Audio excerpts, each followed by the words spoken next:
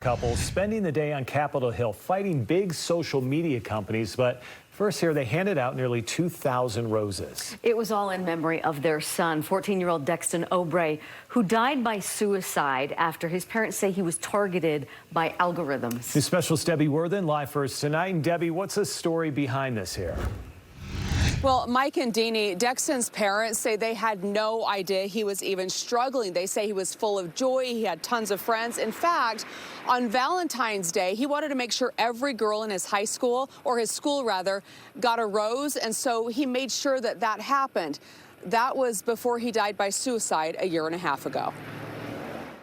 He had a smile that could light up a room. And Valentine's Day was a day Dexton Obrey loved. One year he said, "Mom, Dad, like I don't want any girls to not have a Valentine." They bought flowers for every girl at school. They say he was glowing that day.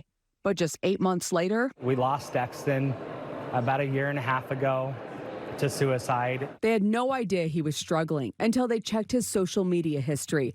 That's why they're here today, to help pass laws to protect kids. These social media apps, there's a one-size-fits-all. It's adult, and that's it. The things that TikTok was feeding Dexton was pure poison, and it was basically telling him to take his life.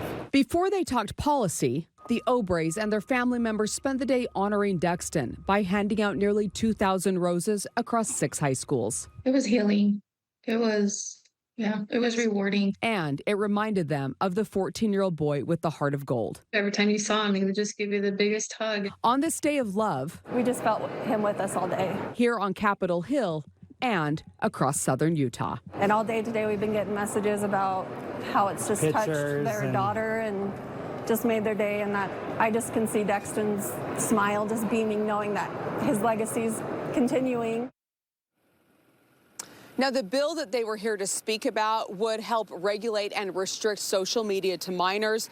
The Obreys say if those policies would have been in place a few years ago, they believe their son would still be with them today. Back to you. Yeah, hopefully they get some of those changes there. That smile, though, that smile he had was contagious, wasn't it? Great story. Debbie, thank you.